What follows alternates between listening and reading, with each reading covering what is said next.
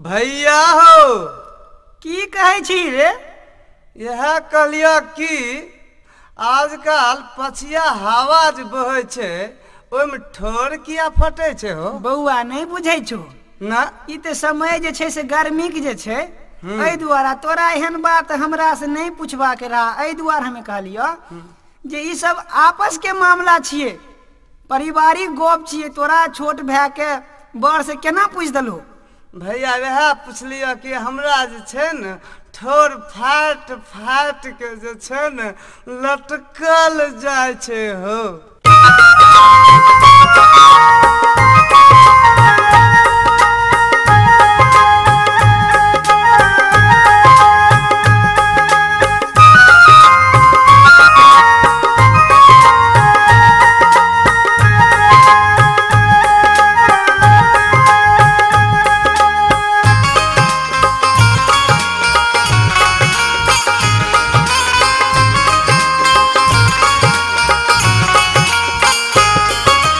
पछिया हवा किया जोर बहै छै, ई महीना किया ठोर फटै छै, हमरा तनी बताब ने हे टुनमा के दीदी,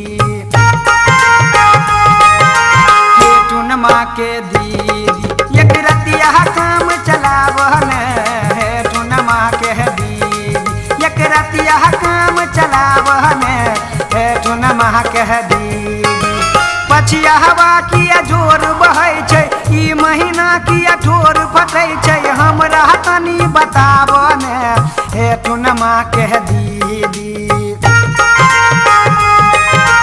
हे टुनमा के दीदी एक रतिया काम चलाब ने हे टुनमा के दीदी, एक रतिया काम चलाब ने हे टुनमा के दीदी।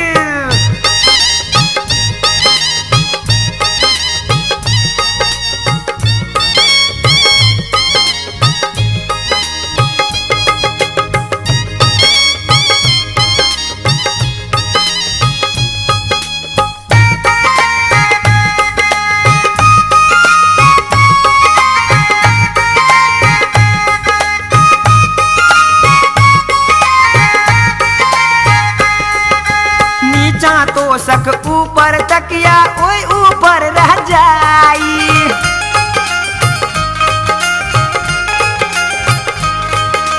कोई बीच में हम सूतल रहिए तैयो ठंड समाई,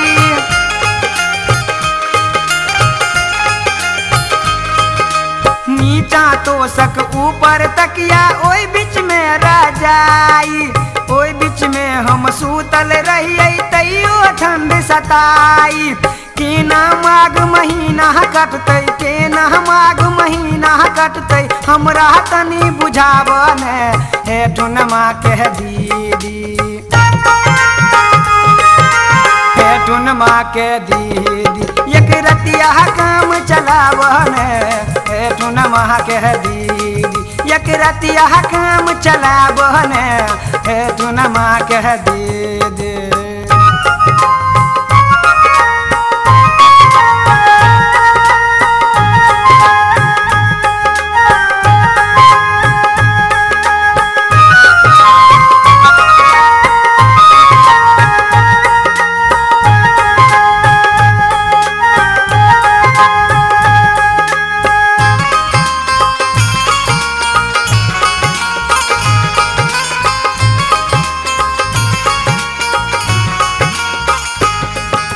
अब की माहिन मा गोरी माना मोर कहनमा,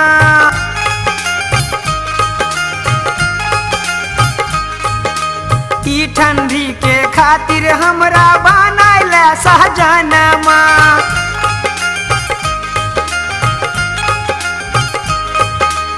अब की माहिन मा गोरी माना मोर कहनमा, ई ठंडी के खातिर हमरा बनाइल सहजनमा।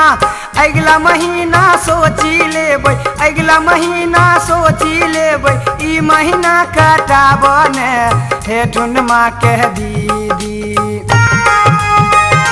हे टुनमा के दीदी एक रतिया काम चलाब ने हे टुनमा के दीदी, एक रतिया काम चलावन हे टुनमा के दीदी।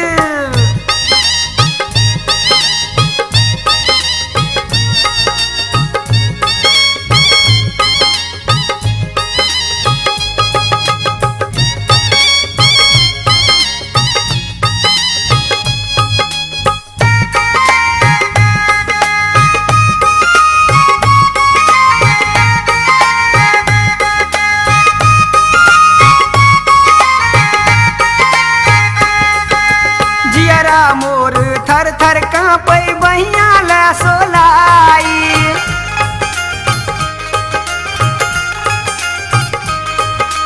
सजनी के प्यास बुझाई दे नैना दे सोलाई।